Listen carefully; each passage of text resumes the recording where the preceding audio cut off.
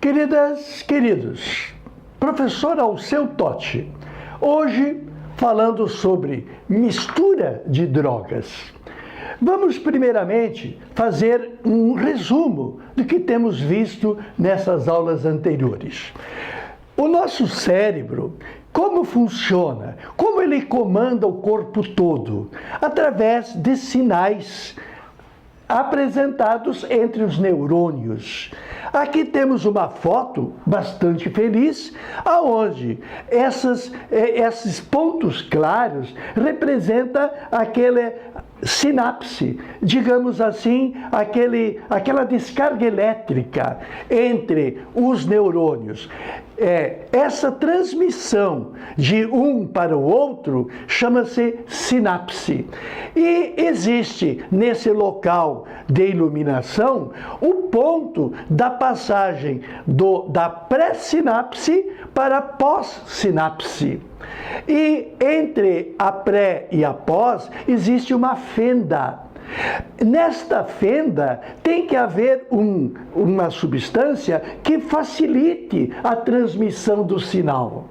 Esse sinal que vai comandar o corpo e vai fazer o cérebro funcionar, dando principalmente bem-estar e que as coisas estão dentro da regularidade. Bem, quais são as substâncias que provocam, que ajudam a transmissão do sinal? São os neurotransmissores. Os neurotransmissores são substâncias, são drogas naturais. Tem dois tipos de neurotransmissores. O neurotransmissor chamado de alcaloide. Alcaloide lembra álcalis. Álcalis lembra a base. Hidróxido de sódio é uma base alcalina. Muito bem. Essa estrutura química lembra as bases alcalinas porque apresenta o nitrogênio. O nitrogênio, ele é básico também, porque ele apresenta um par eletrônico disponível. Par eletrônico esse que é emprestado covalentemente, dativamente, para o H. Se o nitrogênio compartilha seu par para o H+, prende o H+. Prender o H+ é diminuir a quantidade de H+. Isso significa aumentar o pH. Você verá isso na aula seguinte sobre overdose. Bem, então a presença de nitrogênio tem caráter básico, porque diminui o potencial hidrogeniônico da solução. Ser básico numa estrutura pentagonal cíclica. Então é um anel chamado heterocíclico. E para ser um alcaloide na sua estrutura completa, além do anel heterocíclico, tem um anel aromático, constituído de 6 carbonos, alternando duplas com simples. Esse hexágono bonitão, chamado de anel aromático, esse pentágono heterocíclico nitrogenado básico, constitui o alcaloide. Além dessa estrutura alcaloide, a triptamina, ela apresenta mais um nitrogênio. Esse nitrogênio é um nitrogênio básico também. Se esse nitrogênio está ligado a 2 carbonos, é chamado amina secundária. Esse nitrogênio ligado a 1 carbono é chamado amina primária. Bom, a triptamina é aquela que produz, inclusive na sua sequência, porque ela vem do triptofano. Está lá na aula anterior. A triptamina que provoca o aparecimento da serotonina. A serotonina é muito famosa. Diz que o amor é química. Por quê? Porque ele é muito comandado pela boa atuação da serotonina, que apresenta a estrutura alcaloide, com o hexágono aromático e com o anel heterocíclico básico, apresenta o agrupamento nitrogênio e apresenta um grupo extra, que é um grupo OH. O grupo OH, quando preso diretamente ao anel aromático, tem caráter ácido e se chama fenol. Fenol é quando o agrupamento está ligado diretamente ao anel, diferentemente de quando ele está ligado a um carbono saturado. Quando está ligado a um carbono saturado é álcool. Quando está ligado diretamente no anel, o nome da função é fenol. E qual é o seu efeito? Ácido. Por quê? Porque o anel aromático atrai o par eletrônico que está entre o O e o H. Atraindo o par, ioniza o H+. Então, a amina é básica porque doa par eletrônico para o H+. O OH no anel aromático é ácido porque ioniza o H. Isso aqui é no conceito de Arrhenius. Bem, então a serotonina, ela continua sendo um alcaloide que tem o grupo fenólico, mas continua tendo o grupo nitrogênio a mais. Bom, desses dois neurotransmissores, dessas drogas naturais, tem mais duas que são neurotransmissoras também. Essa estrutura aqui da famosa adrenalina, cuja descarga das suprarrenais acontece no momento que nós precisamos enfrentar um esforço físico ou uma situação nervosa. A adrenalina, ela não é alcaloide, não tem aqueles dois tais anéis, tem um anel só, mas continua tendo o grupo básico nitrogênio. Por isso, a adrenalina, ela é classificada como monoamina, só tem amina uma vez. Tem também o grupo alcoólico e tem o grupo fenólico. Esse grupo fenólico da adrenalina, de certa maneira, anula a basicidade do grupo nitrogenado. A adrenalina tem a possibilidade de receber um radical nessa posição, que pode ser chamado de metil, etil. Aí surgem derivações da adrenalina, a epinefrina, a noradrenalina e a dopamina. A dopamina, que é recomendada para pessoas que têm problemas cerebrais, como, por exemplo, ansiedade. A ansiedade o bom humor que tem que ser incentivado pode surgir utilizando este remédio, recomendado por psiquiatras. Bem, e provocam sono, certo? São usados também para insônia e tal. Tá? E, como a palavra sugere, dopam a pessoa fica meio sonada. Bem, os neurotransmissores, portanto, fazem a passagem do sinal pré-sinapse, pós-sinapse, faz o cérebro funcionar. Existe o mal do século, que é o mal de Parkinson. E outro mal mais comum é a depressão. A depressão e os males de Parkinson foram estudadas por décadas, principalmente por David Nichols, lá da Universidade de Purdue, nos Estados Unidos. E para males desse tipo, é recomendado, foi feita uma pesquisa para fazer pequenas alterações na adrenalina e na dopamina para ser usado como remédio. E a alteração foi relativamente fácil. Percebam, é só retirar os grupos fenólicos, que na adrenalina estão nessa posição e na dopamina estão na posição beta lateral. Esta retirada dá anfetamina. E esta anfetamina apresenta o grupo básico monoamina na posição beta. Posição lateral é beta, posição superior e inferior seria alfa. Então, o agrupamento fenílico, só o anel aromático, o agrupamento fenílico está recebendo em posição beta a monoamina. Então, a anfetamina é chamada de beta-fenilamina ou beta-anfetamina. Esta beta-anfetamina, objeto de estudos sérios, que continuam e são justificados, infelizmente são utilizados por aproveitadores interessados no lucro. E os aproveitadores provocaram alterações químicas na anfetamina. O êxtase tão famoso, vendido por aí clandestinamente, o êxtase recebeu na posição beta 2 grupos oxigênio. Esse grupo oxigênio é éter.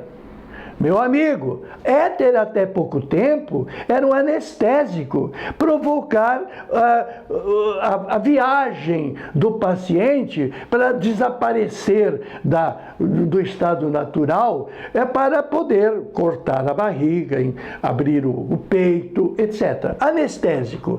Então, não pode ser coisa boa misturado com a monoamina. Esses 2 grupos de oxigênio e o grupo monoamina estão em posição meta. O que é meta? Meta é na posição 1, 3. 1, 2, 3. Na posição 1, 3, chama-se posição meta. Então, vem a palavra meta. Assim como no seguinte, o agrupamento do éter e a monoamina está na posição 1, 2, 3, 4. Na posição 1, 4, chama-se posição para. Na posição meta, posição 1, 3, eu tenho dióxi e tenho a estrutura da monoamina. Então, o êxtase, quimicamente falando, é o meta-dioximetileno-anfetamina. Porque esses grupos metílicos são chamados também de metilenos. O meta pela posição dióxi, 2 oxigênios, é metileno anfetamina, porque a estrutura da anfetamina é chamado vulgarmente de êxtase. Pode receber outros grupos no lugar do metileno. Isso faz com que o êxtase sofra alterações químicas. A Polícia Federal fala de 59 drogas que então estão entrando no Brasil nesses últimos 3 anos. Bom, o êxtase, ou MDMA, é uma droga alterada da original anfetamina que tinha propósitos médicos. E daí então surgem problemas sérios. Esse garoto que aqui está, bem que podia ser um brasileiro, como tantos que infelizmente morrem de overdose. Porque o que tem de jovem procurando o prazer fugaz de uma balada, ou muitas vezes como afirmação no grupo, que são usuários de drogas, como esse rapaz, 16 anos. Ele era o Mutsai, Samuel Mutsai, de 16 anos. Um americano que foi na casa de um amigo, dormiu na casa do amigo e foi encontrado morto, com restos de droga do seu lado. O que significou, tomou, morreu. Overdose imediata. Bem, assim como um brasileiro, um caso muito famoso na USP, de um garoto de 20 anos que passou no vestibular de medicina da USP. E na comemoração, na festa do calouro de medicina da USP, o Vitor Hugo Santos, de 20 anos, foi encontrado boiando na piscina. No dia da sua comemoração de glória, morreu por overdose. A droga que o Vitor Hugo Santos usou era o NBOME. O NBOME, de gosto amargo, ele não é estudado, mas misturar o êxtase com o parametoxanfetamina, que é éter e monoamina, misturar MDMA com esse tal NBOME é morte certa. Estamos falando de misturar drogas. Em recente pesquisa, foi dito que no êxtase encontrado no Brasil, das 200 miligramas, uma droga dessas de 200 miligramas, apenas 70 são de êxtase. Do êxtase mesmo, só tem 70, menos da metade. Aí é que mora o perigo. Além do êxtase, que tem seus efeitos potencialmente desastrosos, além do êxtase, tem outras substâncias. Aí é que mora mais perigo. É um tiro no escuro, porque o jovem não sabe o que está tomando, não sabe. É um tiro no escuro que pode ser fatal. E tem que ser evitado. Compreender, entender é um aviso para você tomar boas decisões. Bom, essas 130 gramas acrescentadas no MDMA podem ter o seu caráter de lucro. Atrás do lucro fácil é colocado junto com o êxtase amido, farinha. É colocado detergente, aquele de lavar louça, e é colocado também sabão em pedra. Sabão em pedra é misturado para aumentar o lucro. Você jamais usará crack. Tu sabe os males, a dependência química total que provoca. Mas, de repente, utilizando uma droga dessa, tu está tomando crack sem você saber. É misturado e isso provoca uma mistura de alto risco. Veremos na aula sobre overdose que o sangue, ele funciona num pH restrito, entre pH 7,3 e 7,5. Nós vimos que as drogas naturais, que os neurotransmissores, eles são básicos. São básicos ou pelo nitrogênio do anel ou pelo nitrogênio da monoamina. Todos esses neurotransmissores são básicos. Então, eles têm um pH acima de 7, mas dentro do limite de 7,3 e 7,5. Utilizar drogas, outras drogas, é acrescentar mais grupos básicos. E acrescentar mais grupos básicos que retiram o potencial hidrogênico da solução, dessa solução, que retiram o potencial hidrogênico, aumenta o pH. E aumentando o pH, pode ultrapassar o 7,5. E isso significa morte. Aumentar ainda mais o pH do sangue com drogas, com mais drogas nitrogenadas, além daquelas que o cérebro já tem, provoca overdose. E quais são os mais perigosos? Bem, êxtase com PMA, com esse parametoxanfetamina, que além de básico tem o grupo éter extremamente volátil, que volatiliza todo o sistema, provocando, então, a viagem. Muito bem. Com o PMA e com esse tal desconhecido NBOME. São letais. Pode também acontecer uma mistura involuntária. Tomar êxtase, tomando remédio para tosse, dextrometorfano, que é muito comum em remédios para tosse, será uma mistura de alto risco. Utilizar droga, utilizando remédios, outros remédios, retronavir e tramadol, é mistura de alto risco. Uma mistura de alto risco, esta muito comum acontecer no usuário de êxtase do metadioximetileno anfetamina, que tem o caráter volátil do éter e o grupo básico da anfetamina, utilizar êxtase e, ao mesmo tempo, tomar uma cerveja de 4 a 5% de álcool. Pior, tomar um vinho de 11 a 13% de álcool. E pior, tomar cachaça de 38 a 45% de álcool. Na mistura alcoólica acrescentada ao êxtase, vai ter um efeito dobrado, porque cada substância age independente da outra e os males se somam.